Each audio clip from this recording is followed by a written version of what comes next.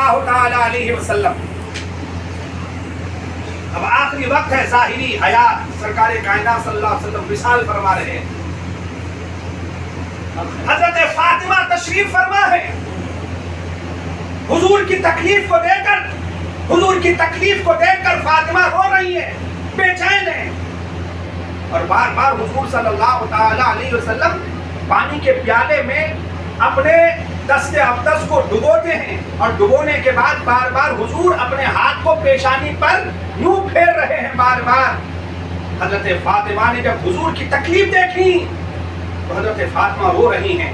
میرے آقا صلی اللہ تعالی علیہ وسلم فرماتے ہیں بیٹی فاطمہ آج کے بعد پھر تمہارے باپ کو کبھی کوئی تکلیف نہیں ہو، آج کے بعد کبھی کوئی تکلیف نہیں ہو. آخر حضور کو وصال کے وقت اتنی تکلیف کیوں ہوئی؟ علماء فرماتے ہیں کہ جب ملک الموت آیا تھا نا تو حضور صلی اللہ تعالی علیہ وسلم نے ملک الموت سے فرمایا ذرا غور کرو، میری ماں اور بہنیں بھی غور کریں، سوچیں کہ اللہ نے ہمیں تمہیں کیا بنایا ہے؟ حضور کا غلام، حضور کا امتی بنایا ہے. حضور کو ہم سے کتنا پیار ہے، کتنا پیار، اتنا پیار تو ہماری مائیں ہم سے نہیں کرتی، کتنا پیار حضور ہم سے فرماتے ہیں. میرے آقا صلی اللہ تعالی علیہ وسلم نے ملک الموت سے ارشاد فرمایا اے ملک الموت، موت کی تکلیف بہت ہے، بہت تکلیف ہے. میرا امتی منو ذرا سن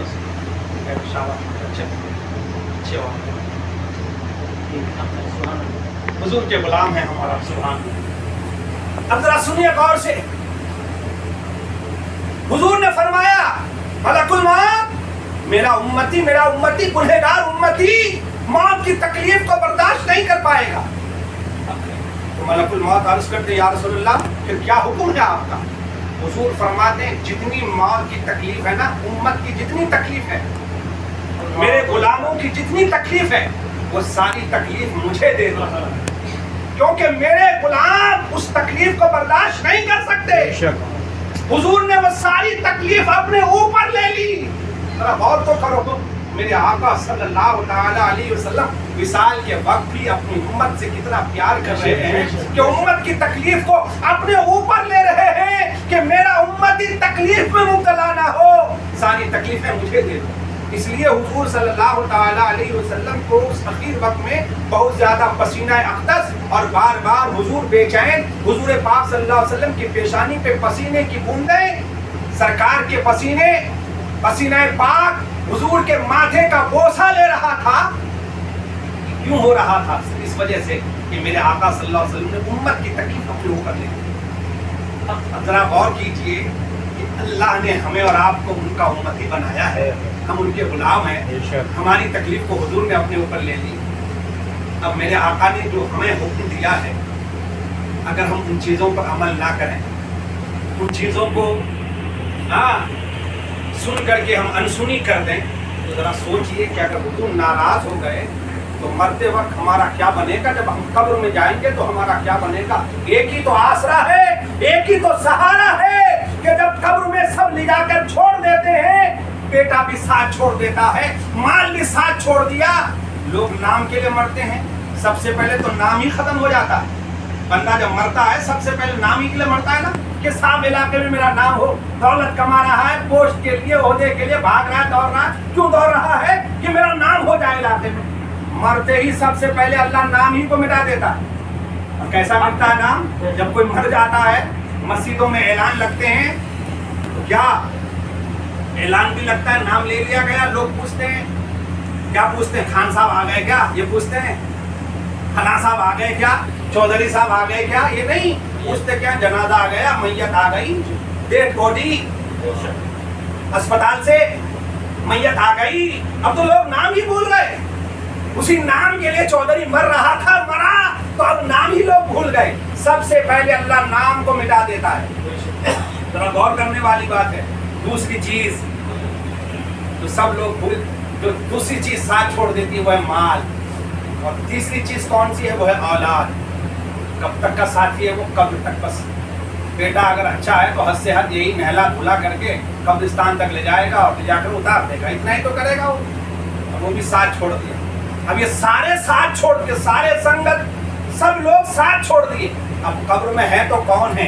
कौन आने वाले? हुजूर आने वाले हैं, हुजूर आने वाले हैं। अब जरा गौर करें मेरी माँ और बहनों, अगर ऐसा कोई काम करके दुनिया से तुम भी जाओगी या मैं भी जाऊंगा ऐसा कोई काम करके जिससे हुजूर रूठ जाए, हुजूर रूठ जाए, तो बताइए मेरे आका सल्लल्लाहु ताला अलैहि वसल्लम अगर रूठ गए तो फिर कब्र में हमारा क्या बनेगा? एक ही तो आसरा था, एक ही तो सहारा था, वो भी अगर रूठ जाएं, अल्लाह ना करे कि मुस्तफा हमसे रूठे, अल्लाह करे कि मुस्तफा अपने जलवे से हमें फैज़याब फरमा दें, अपने दीदार से हमें फैज़याब फरमा दें, हुजूर हमारी कब्र में तशरीफ लाएं, काम कर दें। हम गुनहगार इस काबिल हैं ही नहीं, हम तो बड़े नालायक हैं, इस करम के काबिल ही नहीं हैं। अगर वो करम फरमा दे, वो बड़े करीम हैं, लजपाल हैं, वो करम फरमा दे तो सुभान अल्लाह वारे ही नैयारे हो जाए। तो मैं अर्ज कर रहा था, मौत बरहक है, हमें मरना है, मौत की तैयारी कीजिए, मौत को ना भूलें। ये नहीं कि साहब 40वां हो गया अब बाप को भूल जाएं, ऐसा मत करना फिरोज भाई। कोशिश करना हर जुमे को बाप की कब्र पे जाना। जुमा हमारे यहाँ पढ़ना, इधर उधर मत पढ़ना। पारे में 3 मस्जिदें हैं, वहाँ जाके पढ़ना, ठीक है? हाँ, इधर उधर मत पढ़ना। और पढ़ पढ़ा के फिर अल्हम्दुलिल्लाह सबसे पहले बाप की कब्र पे जाना।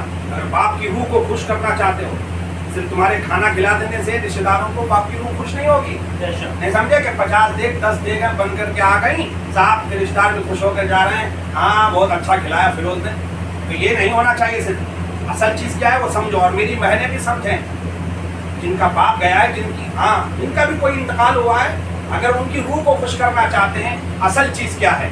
असल चीज़ ये है, बहनें घरों में, जो बहनें हमारी हैं वो घरों के अंदर सूरह यासीन, सूरह मुल्क, कलमा शरीफ, कुरान शरीफ पढ़ पढ़ कर बाप की रूह को, माँ की रूह को, भाई की रूह को बराबर सवाब हमारी बहनें पहुंचाती रहें, बराबर पहुंचाती रहें। बहनें याद रखो, अगर तुम सूरह यासीन पढ़कर बाप को, माँ को, अजीज और अकरबा को सवाब पहुंचाती रहोगी, जब तुम मरोगी ना तो तुम्हारी भी सहेलियां और तुम्हारी भी बेटियां तुम्हें सवाब पहुंचाती रहेंगी। और अगर तुम भूल गई ना, उन्हें भूल गई, मेकअप में ही रह गई, सजने धजने ही में रह गई, महल्लेदारी ही में रह गई, तो याद रखो फिर जब तुम मर जाओगी ना तो तुम्हारे लिए भी कोई सूरह यासीन, कोई तुम्हारी सहेली पढ़ेगी नहीं। खुदारा मेरी बहनों, अगर सूरह यासीन आती है तो सूरह यासीन, वो नहीं कुरान के जो आयतें याद हो वो नहीं तो कम से कम कलमा तो आता ही है, कलमा तो पढ़ ही सकते हो ना, कलमा पढ़ो। बहनें घरों के अंदर, और भाई हज़रात हमारे क्या करें, मर्द क्या करें, उन पर ज़रूरी ये है, कोशिश करो कि हर जुमे को बाप की कब्र पे जाओ। क्या नेमत है जी, नहीं समझे? माँ बाप जब होते हैं ना, हमें इसका एहसास ही नहीं होता है, जब माँ बाप चले जाते हैं फिर एहसास होता है, नहीं समझे? बड़ा अनमोल। आज फिरोज खान का घर सजा हुआ है, उन्हें कभी ना कभी एहसास होता होगा, इसी बेड पर मेरे बाप बैठे हुए होते हैं। हाँ, एहसास होता है, मगर मरने के बाद एहसास होता है। ये हमारी सबसे बड़ी कमजोरी क्या है, जब होते हैं ना माँ बाप हमें एहसास नहीं होता, जब माँ बाप चले जाते हैं फिर हमें एहसास होता है, हमें एहसास होता है। मरने के बाद एहसास हुआ तो फायदा क्या? हाँ, और बात जगह तो ऐसा, हमारे यहाँ सुन्नी लोग हैं, बरेली लोग हैं, नहीं समझे? यूपी में अगर आप देखें दस्तरखान सजाया जाता है, फातिहा के सारे आइटम रखे जाते हैं, मेरे बाप को ये भी पसंद है, ये भी पसंद है, ये भी पसंद है, ये भी रखो, ये भी रखो। कभी दिल से पूछो उनसे कि बाप को ये सारी चीज़ें तो पसंद थी, मगर कभी चुपके से बाप को लाकर वो चीज़ दी भी थी तुमने? आज 40 रुपये में तो सारी चीज़ें तुमने रख दी। जब बाजार से आते थे कभी बाप के लिए वो फल लेकर के आए जो बाप पसंद करते थे, माँ के लिए कभी वो फल लेकर के आए जो माँ पसंद करती थी। मरने के बाद दस्तरखान पे रखे तो फायदा क्या है? कहा जिंदगी में उनको देते। तो मैं अर्ज कर रहा था, फिरोज भाई तो ऐसे है नहीं, बड़े वफादार अपने बाप के अल्हम्दुलिल्लाह। जब हम कुरान खाने में आते थे अल्हम्दुलिल्लाह, नजराने भी खुद नहीं देते थे, अपने बाप से दिलवाते थे। अच्छी बात है, अल्हम्दुलिल्लाह, अच्छे आदमी हैं। तो मैं अर्ज कर रहा हूँ कि याद रखिए, माँ बाप की कदर करें। अब माँ रह गई हैं आपकी, अल्हम्दुलिल्लाह, अल्लाह करे कि अल्लाह उनको लंबी उम्र अता फरमाए, उनका साया ता देर आपके सर पर कायम रहे। हम में जिन जिन की भी माएँ मौजूद हैं और जिनके बाप मौजूद हैं, अल्लाह उनकी उम्रों में बरकत है। ये बहुत बड़ी नेमत है, माँ बाप बहुत बड़ी नेमत। میں آخری بات عرض کر رہا ہوں کہ آپ کریں کیا، ہر جمعے کو باپ کی قبر پہ جائیں. جب جب جاؤ گے نا، سبحان اللہ، ماں باپ جب تک گھر میں ہوتے ہیں، ماں باپ جب تک گھر میں ہوتے ہیں، جب جب آپ ان کے چہرے کو دیکھتے ہو محبت سے، اللہ تعالیٰ حج مقبول حج کا ثواب عطا فرماتا ہے. کون سا حج؟ مقبول حج، یعنی تمہارا حج قبول ہو گیا. وہ والا حج نہیں جو ہورڈنگ میں بینر میں الحاج حاجی صاحب، نہیں سمجھے؟ وہ تو مشہور ہو گئے، پھر لوگوں میں شہرت ہو گئی. اب کیا پتا حاجی صاحب کا حج ہوا بھی کہ نہیں ہوا ہے. مگر یہاں سنیے، اگر عقیدت سے محبت سے، چاہے وہ ہماری بہنیں ہوں چاہے ہمارے بھائی ہوں، ماں باپ کے چہروں کو جو اولاد بھی محبت سے دیکھتی ہے، اللہ ہر بار حج مقبول کا ثواب عطا فرماتا ہے. اور جب انتقال ہو جائے، اللہ کیسا نوازنے والا ہے. جب انتقال ہو گیا، باپ کی قبر پہ آپ پہنچے ہو، ماں کی قبر پہ آپ پہنچے ہو، تو جب جب جاؤ گے نا، تو صرف حج مقبول ہی کا ثواب نہیں، بلکہ حدیث پاک میں آتا ہے کہ جب جب باپ کی قبر پر، ماں کی قبر پر اولاد جاتی ہے، اس جانے والی اولاد کو اللہ تبارک و تعالی ایک مقبول حج اور ایک مقبول عمرے کا ثواب عطا فرماتا ہے. سبحان اللہ. دو ثواب لے کر گھر آؤ گے. سبحان اللہ. حج کا بھی ثواب، عمرے کا بھی ثواب. عمرہ کرنے کا شوق کس کو نہیں ہے؟ اللہ کرے بار بار ہماری حاضری وہاں جائیں. سبحان اللہ. ماں باپ کے ساتھ جائیں، جن کی ماں ہے وہ اپنی ماں کے ساتھ جائیں. سبحان اللہ. اس کو شوق نہیں ہے مگر دیکھا تو سبحان اللہ، ماں باپ کتنی بڑی نعمت ہے. سبحان اللہ. جب تک گھر میں ہیں، پیار سے ان کے چہروں کو دیکھتے رہو، ان کے لیے دعائیں کرتے رہو، اور جب انتقال ہو جائے ان کی قبر پہ جاؤ، قبر کی زیارت کرو، فاتحہ پڑھو، وہاں جا کر جو کچھ پڑھنا آتا ہے پڑھو. اللہ کی بارگاہ میں ہاتھ پھیلا کر دعا کرو، اے اللہ میرے باپ تیرے رحم تیری مہربانی کے محتاج ہیں. اے اللہ میرے باپ پر تو مہربان ہو جا، میرے باپ پر مہربان ہو جا. جیسا میرا باپ بچپن میں مجھ پر مہربان تھا، جس طرح سے انہوں نے میرے ساتھ مہربانی کی ہے، آج جہاں بھی ہوں، اے اللہ یہ میرے باپ کا احسان ہے، یہ میرے باپ کا احسان ہے. اے اللہ تو میرے باپ پر مہربان ہو جا. اللہ کی قسم، جب بیٹا اس طرح سے اللہ کی بارگاہ میں دعائیں مانگتا ہے نا، تو حدیث پاک میں آتا ہے کہ اللہ تبارک و تعالی مرے ہوئے باپ کی بھی مغفرت فرما دیتا ہے، جانے والے بیٹے کی بھی مغفرت فرما دیتا ہے. اللہ آج کی محفل قبول فرمائے، مرحوم کی بے حساب مغفرت فرمائے. یاد رکھیے پھر کبھی انشاءاللہ محفل ہوگی تو تفصیلی گفتگو ہوگی. اور کوشش یہ کیجیے گا آئندہ سے ایسی محفلیں ہونا کبھی بھی کرو، برسی کرو، 6 ماہی کرو، کبھی بھی کرو. کھانے کا انتظام بعد میں رکھو، پہلے جو لوگ آئے ہوں کچھ سن کے تو جائیں. کیا مقصد ہے اس کا؟ شاید چھوٹی سی محفل ہو، مغرب سے عشاء تک ہو جائے، کم از کم مقصد تو سننا چاہیے نا ان کو. سمجھے؟ تو لوگ صرف یہی سمجھیں گے بھائی آؤ اور کھاؤ اور جاؤ.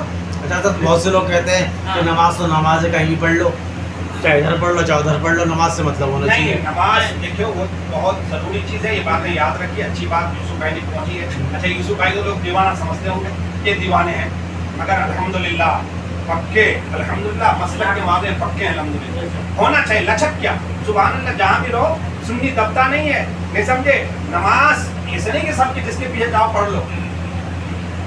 بالکل سنی صحیح العقیدہ تو امام ہو ان کے پیچھے نماز نہ کرو، نماز ابھی شروعات نہ کرو. اللہ تعالیٰ ہم سب کی حاضری قبول فرمائے. میری ماں اور بہنوں سے بھی گزارش ہے، میری ماں اور بہنوں نمازوں کے پابند بنو، کوشش کرو قرآن کی تلاوت کرو، روز اپنی عادت بناؤ، کم از کم آدھا سپارہ ہی صحیح قرآن کی تلاوت کرو. بہنوں سے بھی، ماؤں سے بھی اور آپ سے بھی گزارش ہے نماز کی پابندی کیجیے. ہمیں مرنا ہے، ساتھ یہی نماز، یہی درود، یہی سلام، یہی چیزیں ہمارے ساتھ جانے والی ہیں. ذرا ہم اس کی فکر کریں کہ ہم نے کتنی تیاری کی ہے، وہاں کی کتنی تیاری کی ہے. اللہ ہم سب پر موت کی تکلیف کو آسان فرمائے. آمین. موت کی تکلیف پھر کبھی انشاءاللہ یہ موت کی کتنی تکلیف ہوتی ہے، کتنی شدید تکلیف ہوتی ہے. اللہ اس تکلیف سے ہم سب کو بچائے، آسانی والی موت عطا فرمائے، ایمان والی موت نصیب فرمائے. اب تاکہ محفل قبول ہو جائے، سلام کے لیے کھڑے ہو جائیں.